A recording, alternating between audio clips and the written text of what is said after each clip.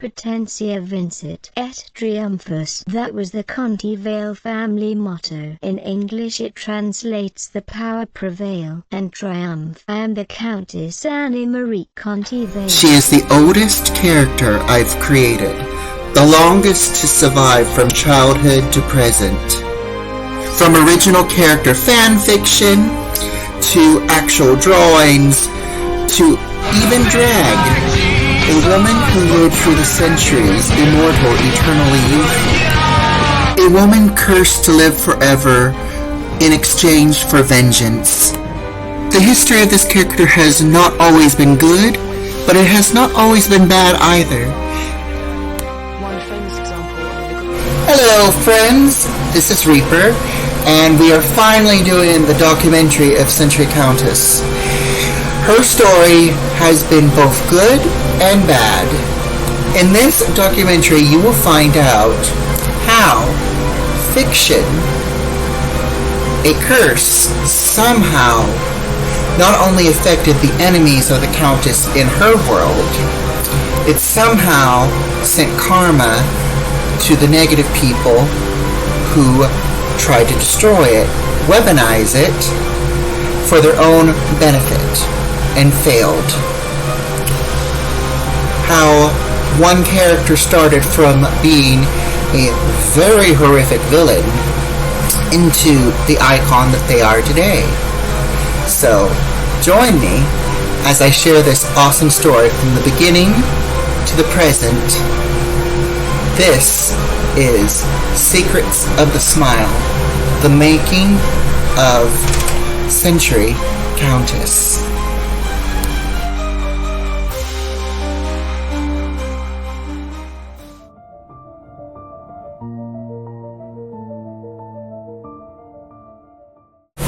Hello, and welcome back to another episode of Century Countess.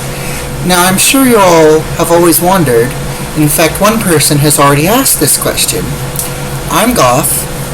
Why is my channel called the Century Countess? Well, today, you will not only learn that answer, but you'll also learn the history of the character that is basically the title of our channel. So, I started the channel, I want to say, on my birthday. It was a suggestion from friends. It was something that I had been considering because there has been a lot of costume makers, a lot of sew crafters and other influencers on the YouTube channels that inspired me to do so. And I wanted to do something that not only falls under the artwork and love of sewing, costume making, historical clothing, etc., that I wanted to do something different. So I wanted to give people an escape from reality because, let's just face it, you guys, the world is just getting shittier. People want to relax, and sewing videos, costume making videos, people who love to cosplay, people enjoy that.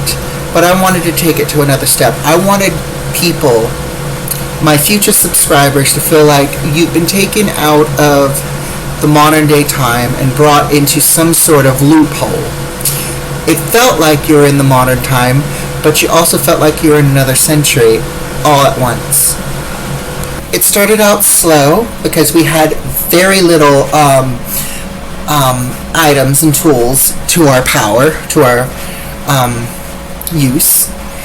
And it was started out with intro videos, hints of projects, and basically slideshows from whatever apps that was on our old forms of computer use. From Movie Maker, which was basically slideshows with music, to little clips here and there that was filmed by a friend. And very short, very sweet. Let's see.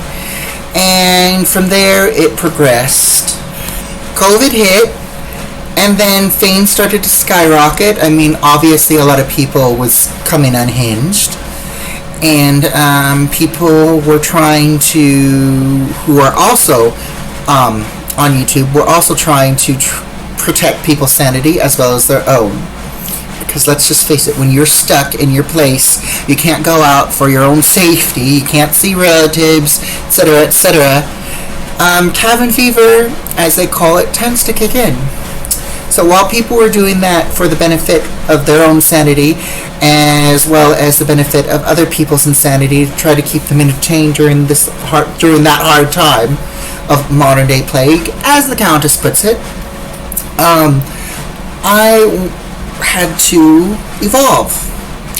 Century Countess had to evolve. And she's been evolving for a long time. This character was not created when the channel was created. This character has been around for a very long time. Longer than some of the people who know me think.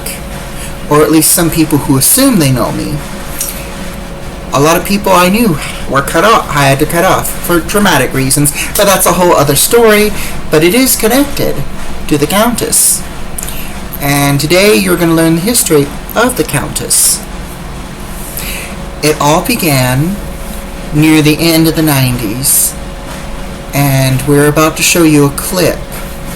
The very scene that inspired the Countess. The very seed that was planted. Unfortunately, due to copyright, we had to alter the clip. We had to remove the sound. But it is available on YouTube, so if you want to watch that scene unedited and get the full flowiness of that scene, look up Opera Scene from Parasite Eve. But for now, we are going to show that clip, and I will basically narrate the scene. It was 1998. I was playing my first PlayStation game on my first ever game console. Parasite Eve was my first and will always be my favorite game, not only because it was a game before its time, but because it was basically responsible for the creation of the Countess. This scene right here, there was something so magical about it. It was dark, it was beautiful, all at once. Just watch. And like I said, look for it on YouTube so you can hear the sound. The special effects is just gorgeous. But right when this actress's eyes turn green, or the character's eyes turn green, and she just turns into a monster, this whole scene right here, the whole plot, this scene gave young me a thought bubble of a storyline. This scene was when the Countess was born. This whole dark, twisted scene that's both beauty, death, suspense, and everything. Like this grand finale that's coming up. Lady in Red singing on stage. So, this is what Kid Me thought of at that exact moment. It was the first adaptation of the Countess, before a whole name, before anything. A lady famously known for wearing red is cursed. Any man that dared to love her would meet an instant death. That was the early adaptation of the Countess at that exact moment, from seeing that scene in the game. No name, just the plot. The idea of a character, dark-haired, red dress, pale skin. Yes, so that was the first version. Over time, character development began, and it continued to grow.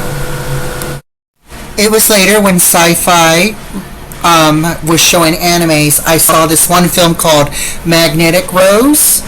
It was a film that took place in outer space. An actress had created like this vampire mansion inside of a ship, and she had passed away, but her spirit lived on in some sort of AI animatronic Terminator type.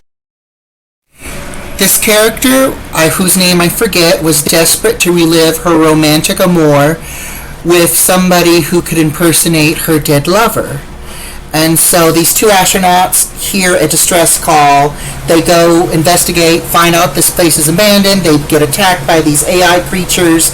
And all this time, this AI intelligence that used to be the opera actress basically is trying to seduce these men, trying to convince them that you will be the love. You will be this guy that I no longer have. You will basically be him.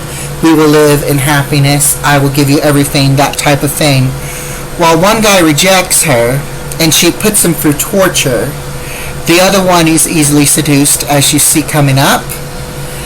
He gives in, while the other one manages to maintain his sanity, manages to fight her seduction, and he ends up being defeated by her power.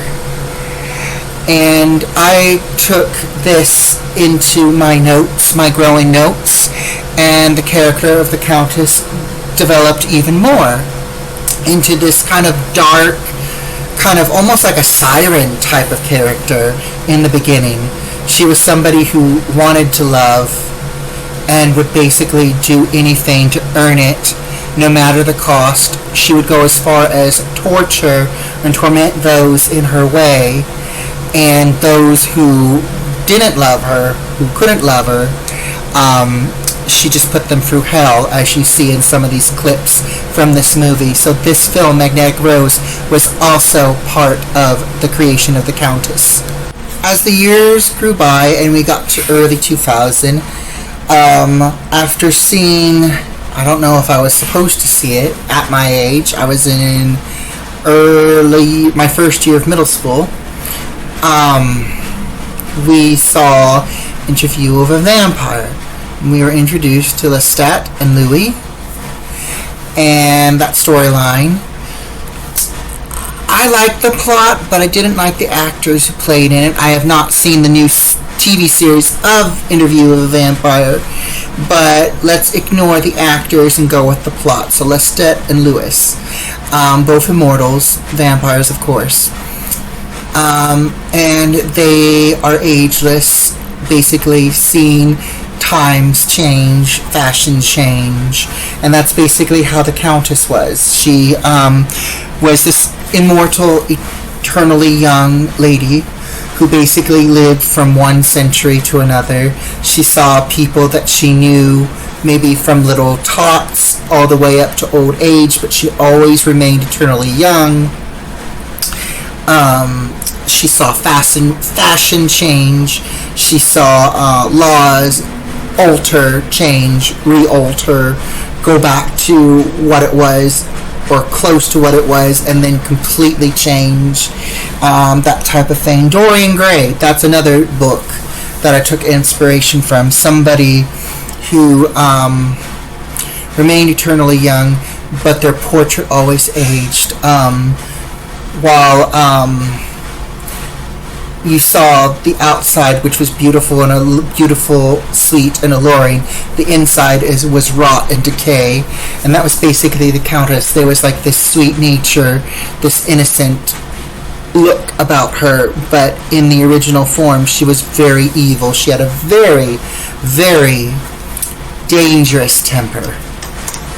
She was very vengeful, very disagreeable. If she got jealous, her jealousy could be life-threatening to whoever the target was. So, yeah, very chaotic, very chaotic.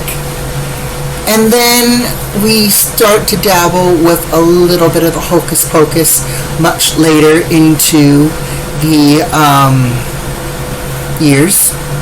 Either 2006, 2007, or 2008. I forget what year, but it was sometime around there, before or on the year of graduation of high school. There was a miniseries known as The Devil's Whore, aka The Devil's Mistress. This story takes place with a young girl who didn't really care much for religion, and she saw this creature and she turned towards it. Now, a little bit about the plot. Not the full plot, but a little bit about it. In the beginning, you see this dark-haired girl with blue eyes and is getting ready for her wedding. There is a moment where her guardian and his wife and his family take a moment to prayer. While they're praying, she's pretending to pray. You get a flashback of why she didn't really care too much for religion. Her mother was a 17th century from the start of the fashion of the 17th century, early 17th century. She was a religious freak. She didn't really pay too much mind to her daughter, and she had a secret chapel for her religion.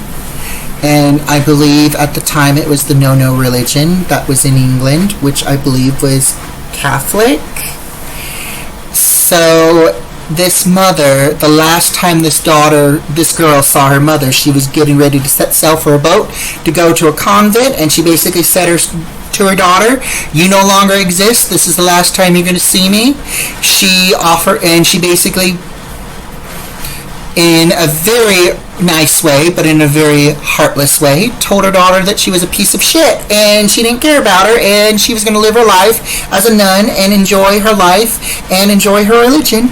She went as far as try to offer this girl a hug goodbye, but the daughter is like, didn't silently, but basically told her, "Screw you.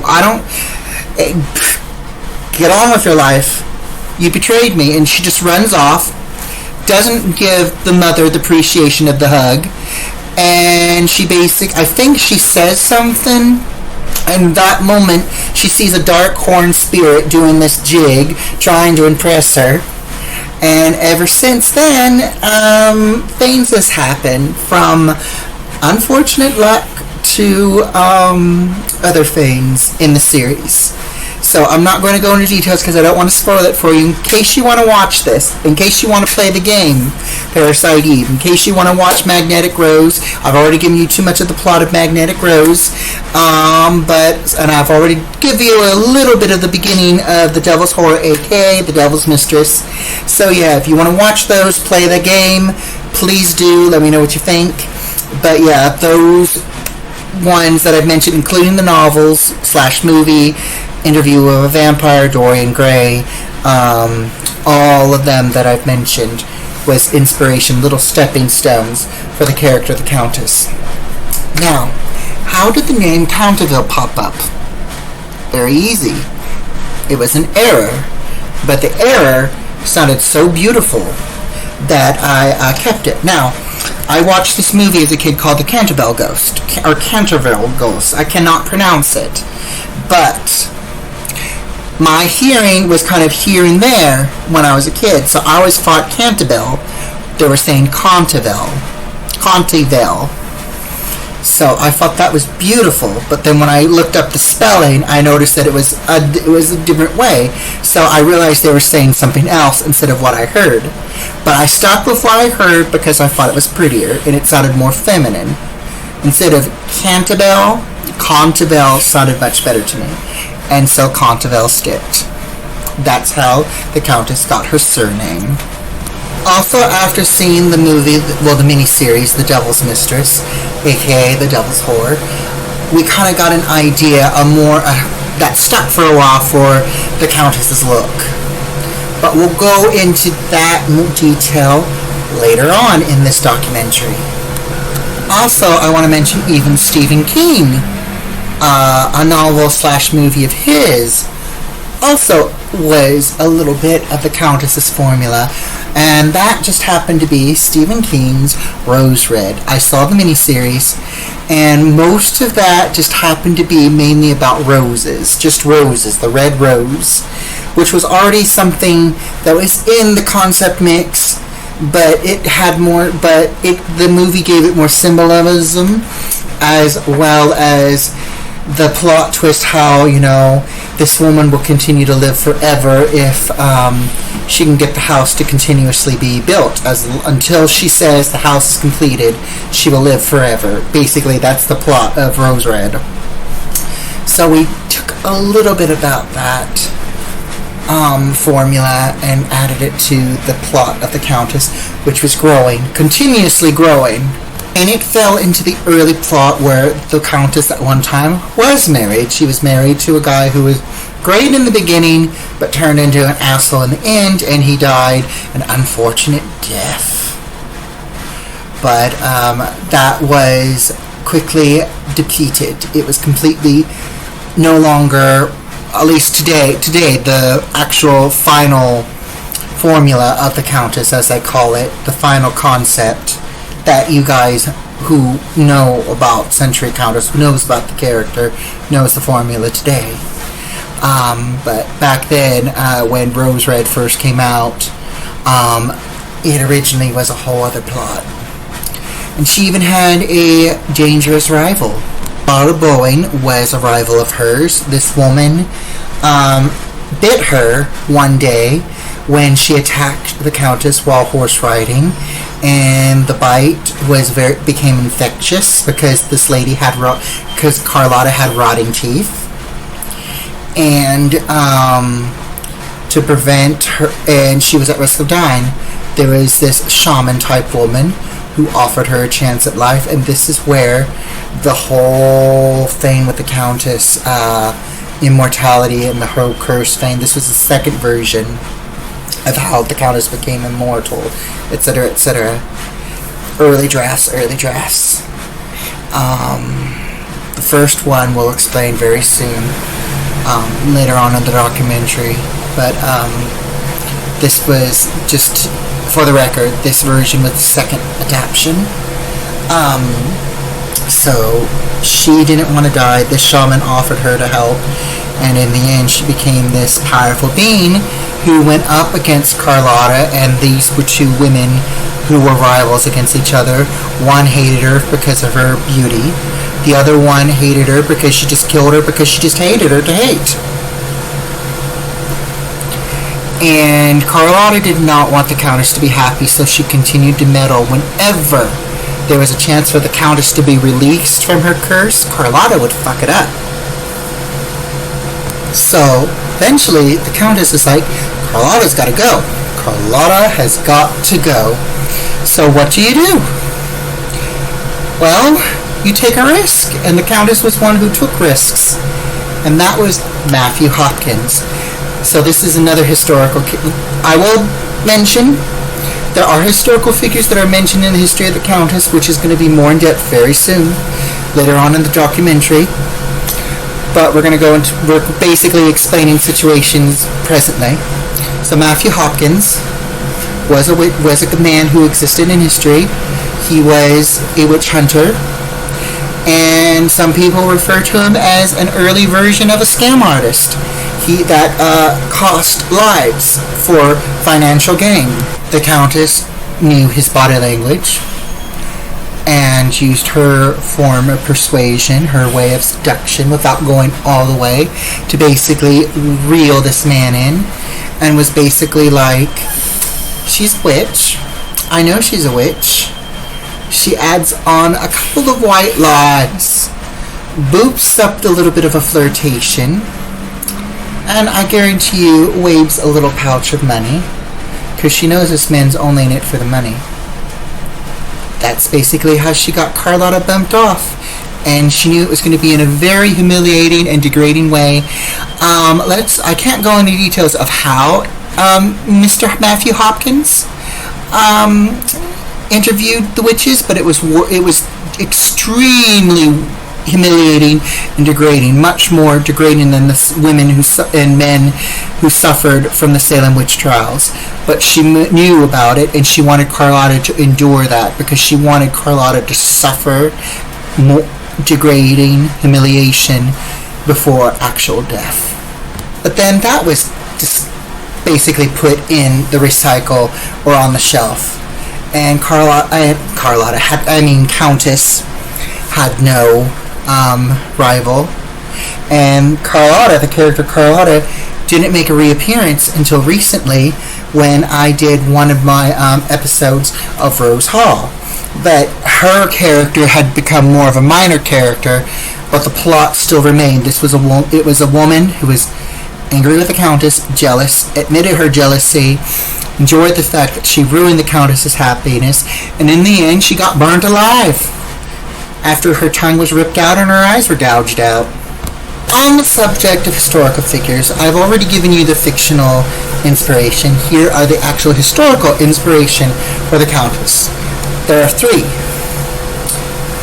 Anne Boleyn, Catherine the Great, and of course, vampiric legend, Elizabeth Balfrey, aka the Blood Countess of Hungary. With Anne Boleyn, the vivacious behavior, the love to dance, the energy, the determination, and the ambition. With pardon for the notifications on my phone. Okay, going back to Catherine the Great. Catherine the Great, fashion, seduction, flirtation, and of course, that iconic smile, which is another thing that she got from, that was inspiration from Anne Boleyn, was smile that both Catherine and Anne Boleyn you could see in their portraits. But we decided to go for the half smile that Catherine is famous for in her portraits. That faint little smile, like,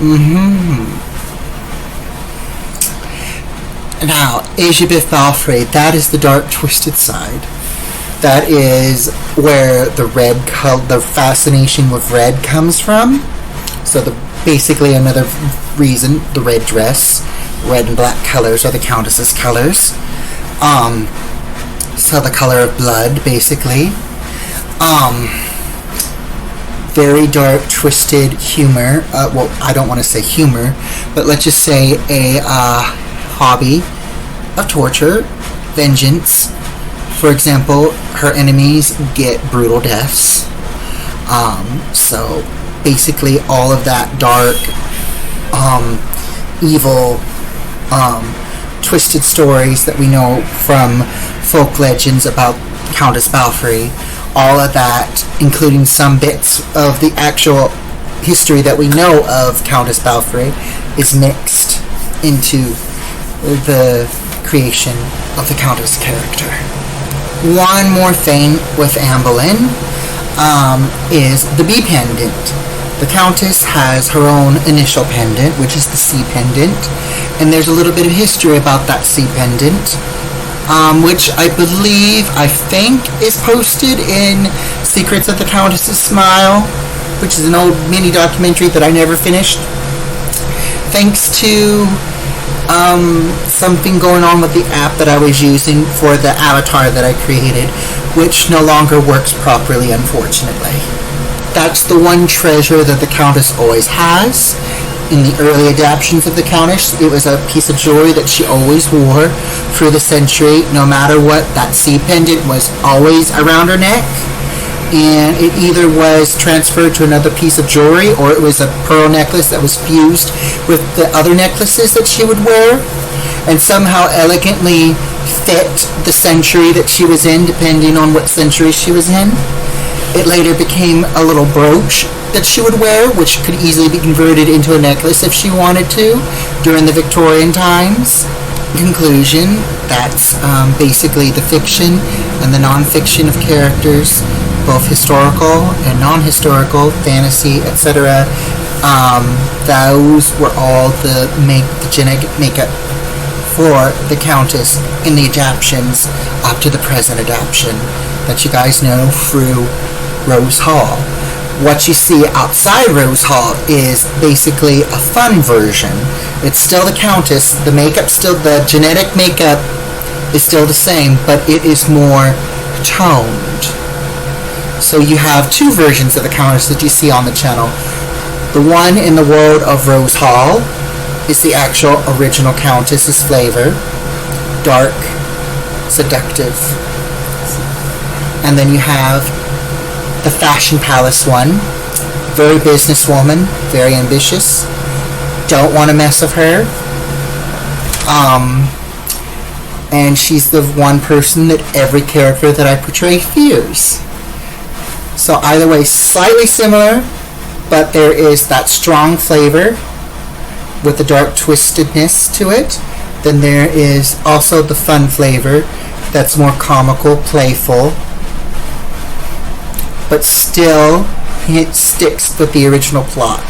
So yes, there are two, but they're the same person, just in one alternate universe is the one that is basically the original, and then you have the other one, same character, but toned down for a more fun and vivacious version. So it's basically you got the dark side and the light side,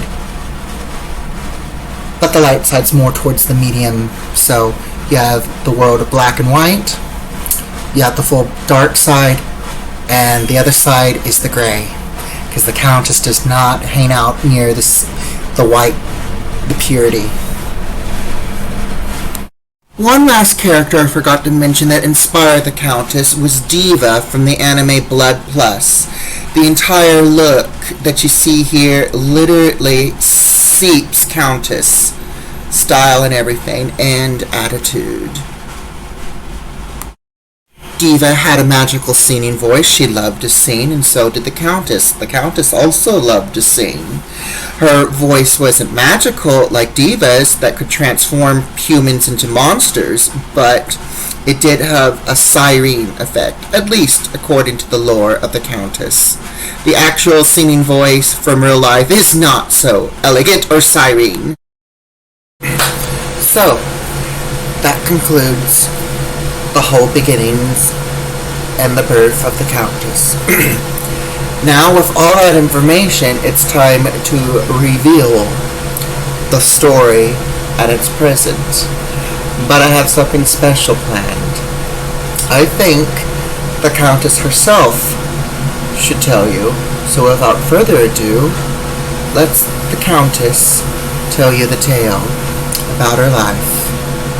Greetings, I'm the Countess Annie Marie Conti Vale. I was born October 12, 1537, the same year as Edward VI.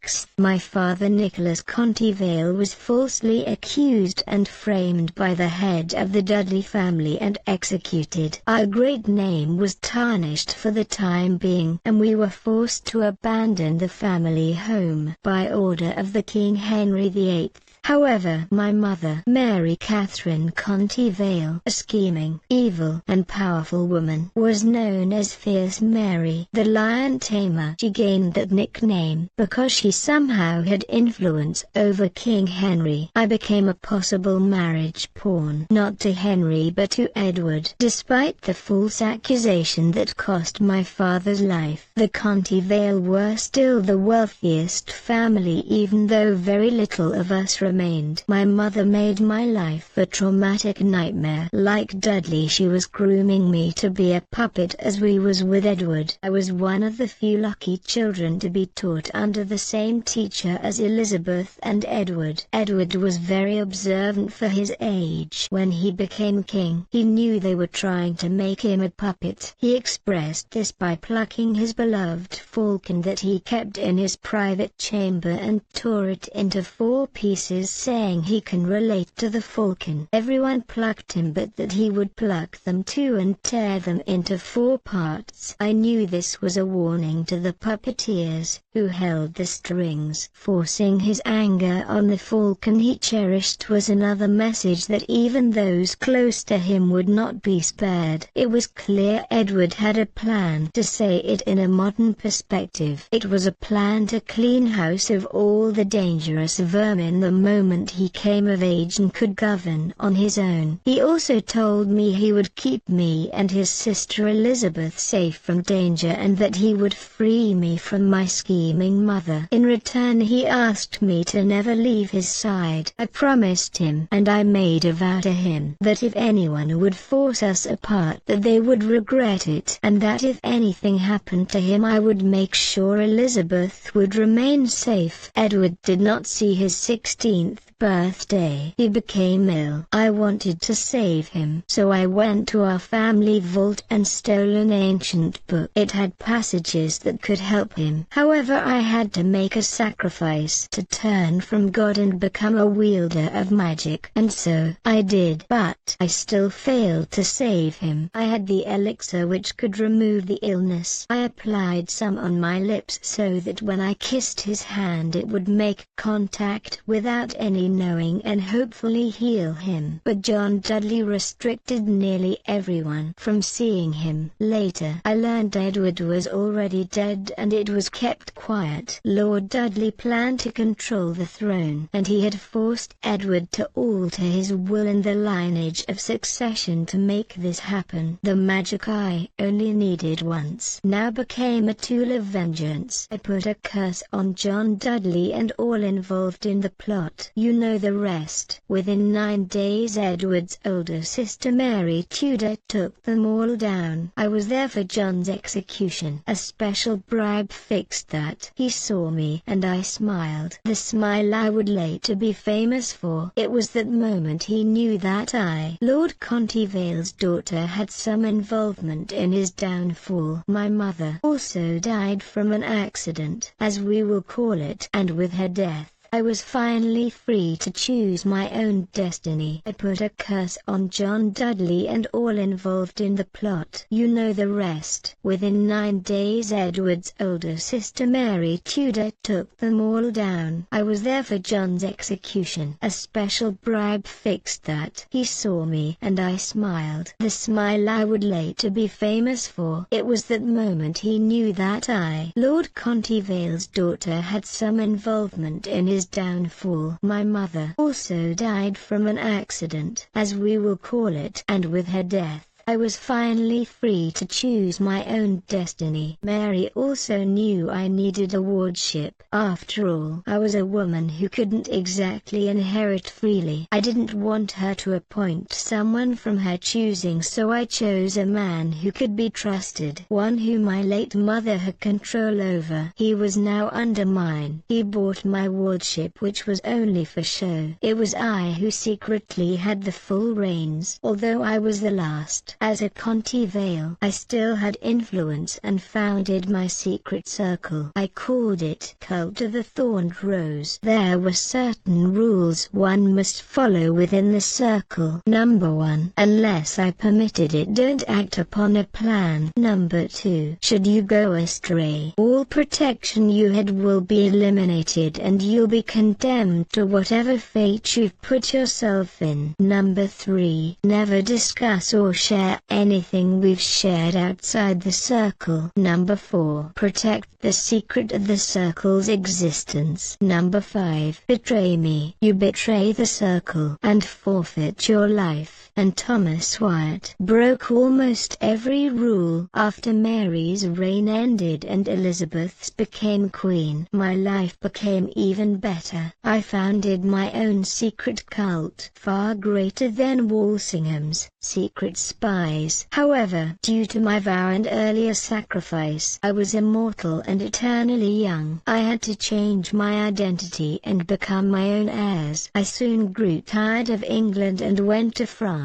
My followers came with me and soon my secret circle grew. Annie Marie Contivale, Marie Anna Contivale, Mary Marie Contivale, and once more Annie Marie Contivale, all alias, all me. By the time of the 18th century, I've had many boring and dull suitors, exciting lovers, intrigues and more. But it was when I met the Count Saint-Germain I felt for the first time in centuries love with the heart. Like me, he was immortal, but he didn't keep it a secret. Even now, reflecting on memories I have of him still give me pleasure, but also a great deal of pain. I've never forgotten the Count's face when he first noticed that I was like him. My eternal Eve. He once called me the Duke of Orleans. Louis Philippe II used to be quite protective with me when the Count was near. Louis was always protective toward future targets of his boudoir, but in the end the Count won my invitation. The Count warned me to leave France, and so I did, and within a year the revolution happened. Heads fell, including the Duke's. I returned back to England. And you guys know the rest.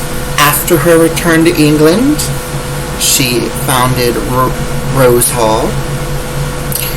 And for those of you who have seen the audio story, the whole tale of Rose Hall is there, explaining the whole incident with what happened between the Countess and the Count Saint Germain, what happened to conspirators that destroyed that relationship. You know it all. If you don't, check out the audio story, Tales of Rose Hall. The series will be completed soon, I promise you guys. But until then, stay tuned, because this is only part 1 of the documentary for our 400 sub celebration. We will be working on the final episode of this documentary, which will be discussing how the Countess got their appearance. You know, what does the Countess look like? The evolution of the Countess, the dark stories, the good stories, how a fictional curse somehow became an actual juju for real life enemies, and how even just like the story, there were people out there who tried to use the Countess, weaponize her, but in the end it destroyed them. But all that goodiness is in our next video, so stay tuned. Till then, see you next time. Please like, subscribe, and hit that bell, and leave me comments. See you soon. Bye.